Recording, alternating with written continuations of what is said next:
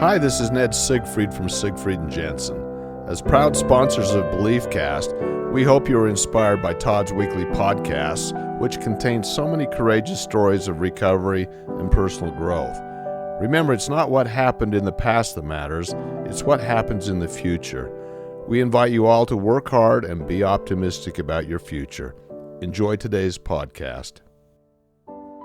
Courtney, welcome back to the show. Thanks for joining me again. Thank you for having me. It's great to be back. Yeah, it's so good to have you. You were on before and it went really well, and I was so inspired by your story, and many others were as well, so thank you. And welcome all of you for being here again. Thank you for supporting the BeliefCast. It's because of you that we've had such great success, so thank you for joining us. Courtney Rich, she's a self-taught baker. She has well over 500,000 people who follow her, probably even more than that, but on Instagram she's known by Cake by Courtney, and she loves baking cakes, and she'll even tell you cake saved and changed her life, and it's a pretty amazing story. She has been featured on the Today Show, Oprah Magazine, Entrepreneur Magazine, the Kelly Clarkson Show. She also has a line of cake decorating tools, aprons, and sweatshirts. She does a cake camp now. Yeah. And I'll tell you, when you watch her, you want to bake cakes with her. It's amazing. Has two amazing kids. She's married to her best friend. And I absolutely just love the way you carry yourself in your life. Thank you. It truly is inspiring.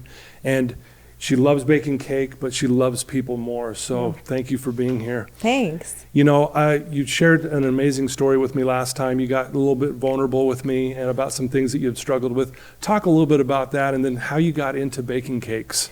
Yeah, so my background is not in the culinary institute world at all. I'm a broadcast journalism major, and I did media consulting for over a decade after I graduated college many years ago. And I loved that. I loved being around people. I loved television. I grew up in that space with my parents both working in that industry.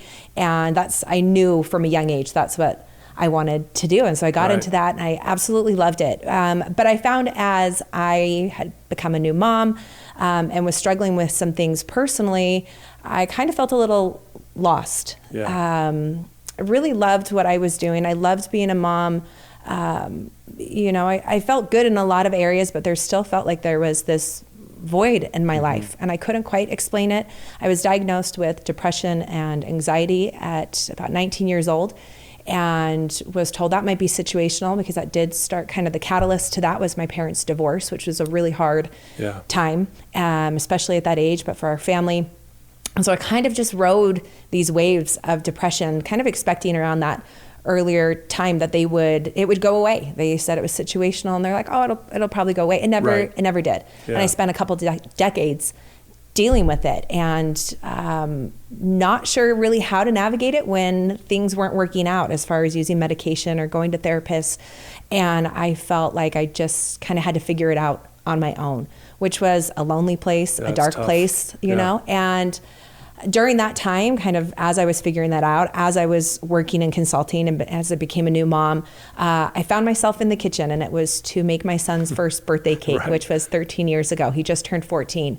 And I just on a whim was like, you know what, that sounds like it could be really fun and special. And I had in-laws who are incredible cooks, and I kind of wanted to impress them. And I thought, I'm going to try this out. And so one day during his nap, and I'd been done working, I went into the kitchen and made my first cake from scratch. And it doesn't look like anything like my cakes do now, but it was more about the experience that I had in the kitchen, and the experience sharing it, and that whole day and the days after, I just kept thinking I loved how I felt when I was in there. Yeah. And so I just kept following that feeling back to the kitchen. Yeah. I played sports growing up. I did some art growing up. Baking was just kind of something I did occasionally with my mom, made cookies and pies, or just little things here and there. But all of a sudden it became this new creative outlet, this new peaceful space for me to just kind of shut the world out and go in and dive into something new. And I loved experimenting and trying out recipes and just learning from failure. Yeah. It became just this little hobby that turned into a passion, and that has turned into this career and this job, this even more than a passion. What's more than a passion? What's word for more than a passion? Yeah. Right? But it got to that point, and I never expected it. And what's so interesting, it helped me ride the waves of depression and the waves of darkness and loneliness when I couldn't figure out why they kept coming, right? And I felt so stuck and so alone. And I'm just thinking, okay, get over this hump and this moment. Since we've talked, and it's been about a year, you know, and I've continued on this journey, kind of searching and just trying to be my best self. You know, I kind of came to terms with like, all right, well, if this is part of my life and I'm never going to be able to find a cure for depression, or I'm never going to get, I mean, we talked, I tried all the holistic stuff. I've tried like everything. And after I did therapy again last year, EMDR therapy, which I loved and highly recommend.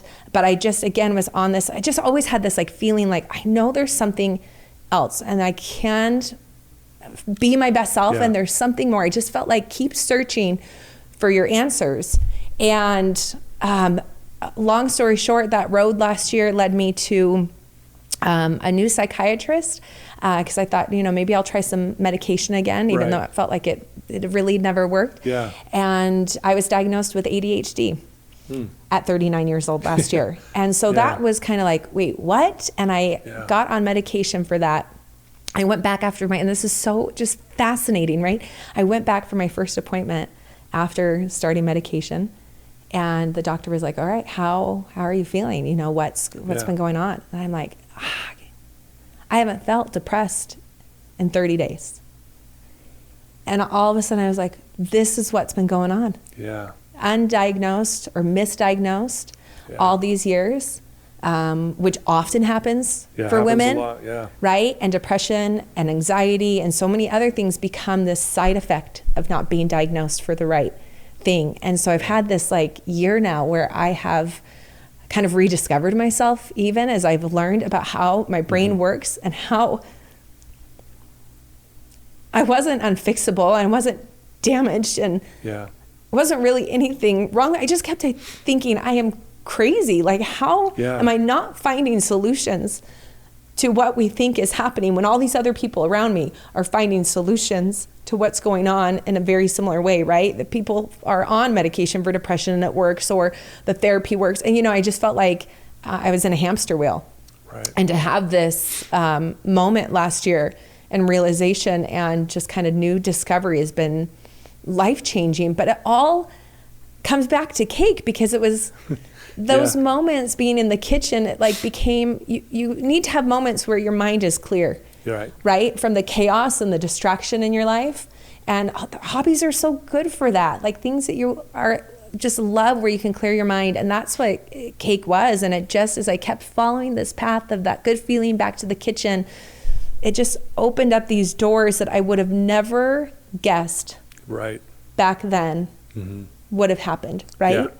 And I don't know that I would have even discovered this ADHD diagnosis last year had I not gone into the kitchen to bake that first cake 13 years ago, right?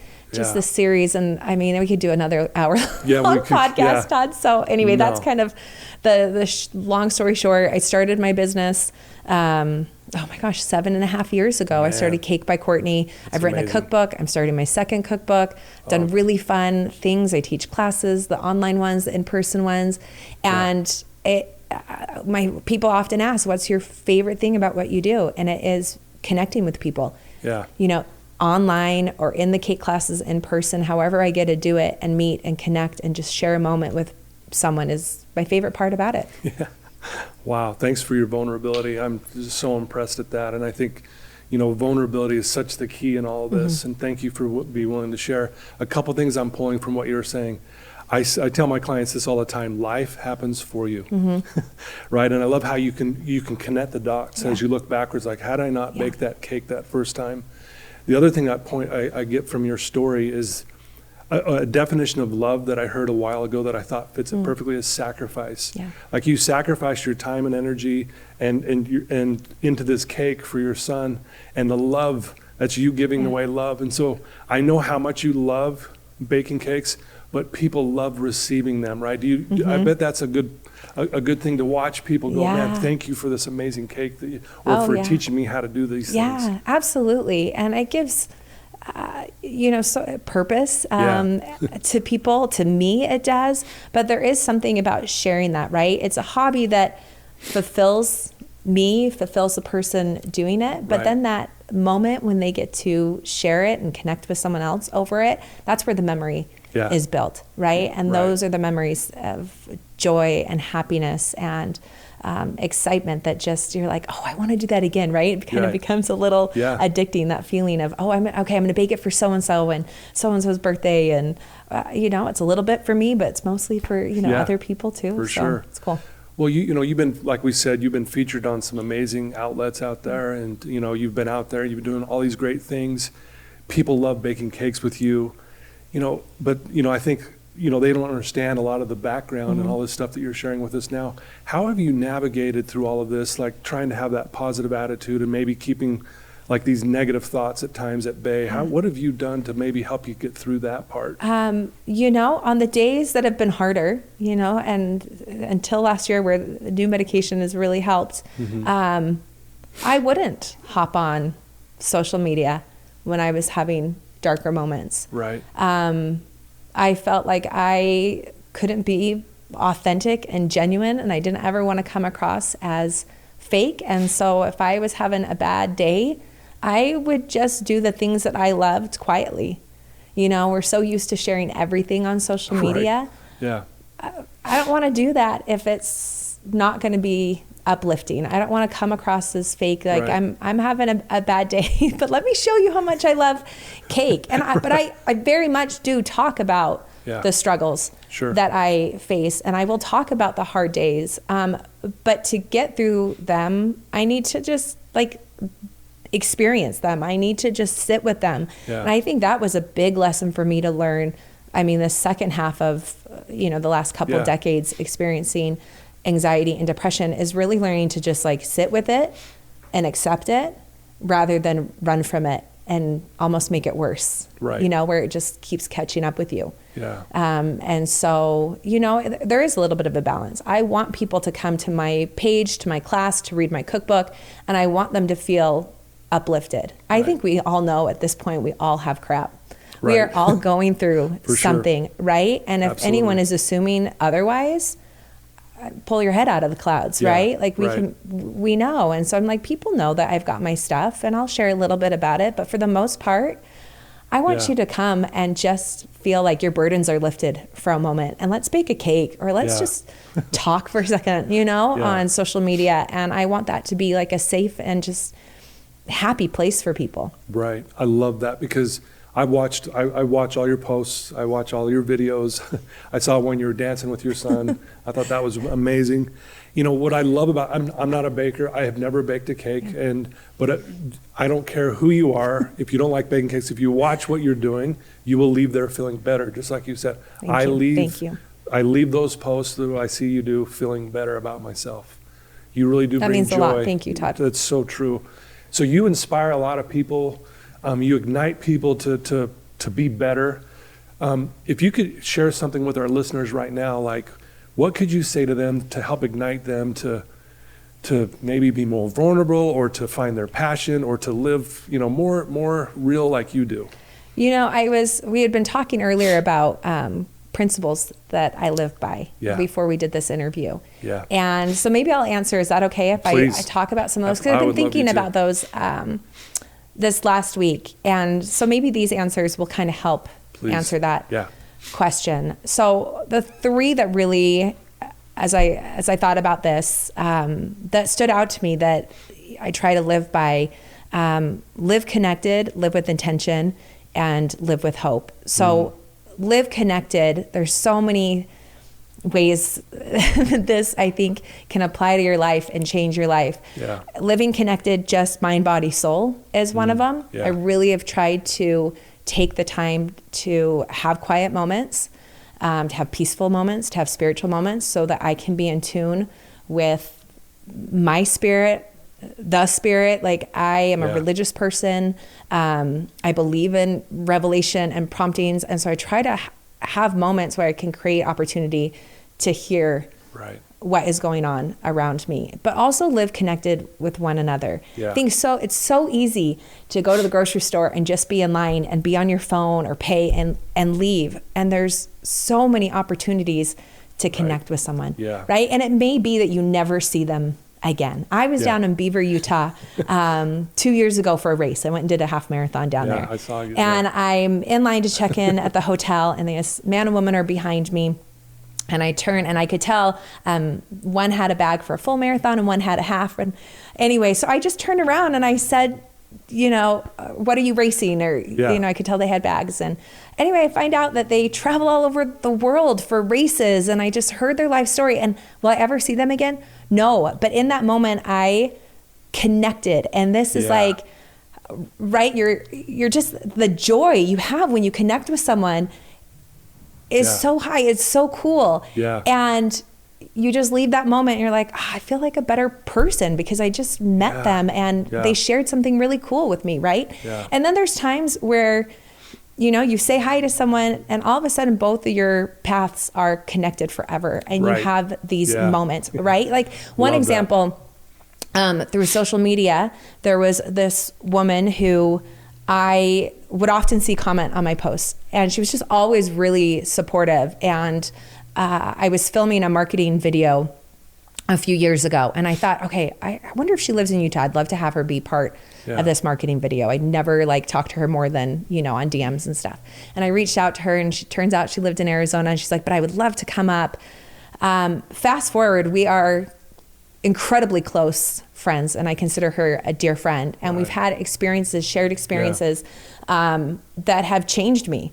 And I think she had fun filming that day, but the things that I've learned from her have changed my life, and have impacted me and made an impact for the rest of my life, things that I have learned. And so you just never know when that connection is going to make a difference in that person's life or in your life, or anywhere down the road, or when you circle back in 5 years, you're like, wait, I met you, remember? And this world is too small to not reach out and make those connections and see what can happen. And so that's why, I love my K classes. I'm connecting with people all the time and just meet the most fascinating, interesting people.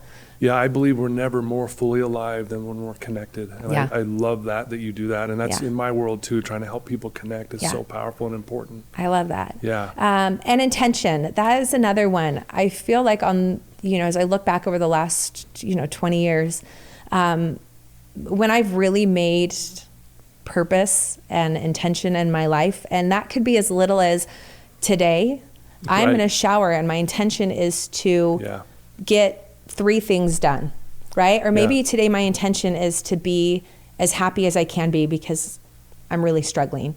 Or my intention is I'm going to look for a way to serve one person. It doesn't mean my intention and my purpose is to build a business, right? Like we've got to think those small little things every day. What is my intention? But I think when we're mindful about that, we can clear out the clutter and the chaos and the distraction. And I'm a list maker, and every day I just am like, here's what I need to get done today. So my mind is really clear and I'm not distracted. But I try to find purpose in every day, and I ask for that in my prayer. What is my purpose today? Right? What is the change that I need to make for myself or in someone else's life? Like, how can I just help and have purpose today? And I think setting that intention or just trying to keep that in mind helps us just stay focused on what's important. Yeah, I love that. Yeah. And then for me, live with hope. And that has been the message and a theme of the last 20 years of my life, because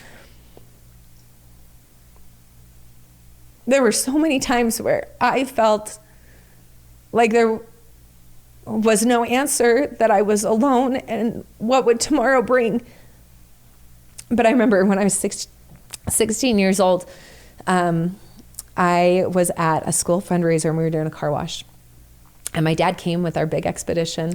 And so I had I don't even think I had gotten my license yet, but I took the car around the parking lot.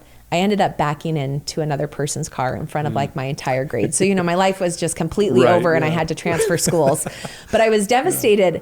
And it was interesting that this experience stayed with me and has really shaped my hope. But my dad took me home because, of course, I wasn't going to get out of the car and face anyone. Right. And I was just so embarrassed and just devastated, and I thought life wouldn't go on. And he said, Courtney, Tomorrow's a new day. The sun always sets and the sun always rises. Yeah. That's a guarantee. And with every sunrise, you have an opportunity to start over, to be fresh, to try again, to be better. And he's like, I know you think this is the worst thing ever right now, but let's go to bed and wake up with the sunrise tomorrow and just see, have a little hope that it's not going to be as bad as you think it might be. And of course, I probably rolled my eyes and huffed and puffed and whatever. But I went to school the next day and no one said anything about the car accident. No one said anything. And for my, teenage mind back then, it was like, oh, well, maybe Dad was right. There's like a little hope with that idea that every day is a new day to try again. And we are going to make mistakes over and over again. And it's going to be hard over and over again. But you know what? Some days are maybe feel a little easier, or some days are a little bit brighter. And with that, there's hope that, things will turn out and work out the way that they should. Not the way that we want to necessarily, but the way that they should, which will be, in my mind, the best way for us, And had I given up hope 20 years ago or anywhere down the last 20 years, I wouldn't have had this last year, this just completely life-changing experience and diagnosis.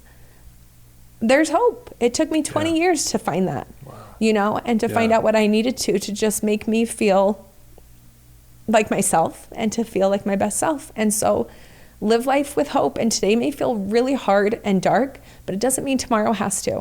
Right? We can wake up with intention, with new hope and new purpose, and be ready to connect. Wow, beautiful. I love those principles. Thanks for sharing those. Those are powerful.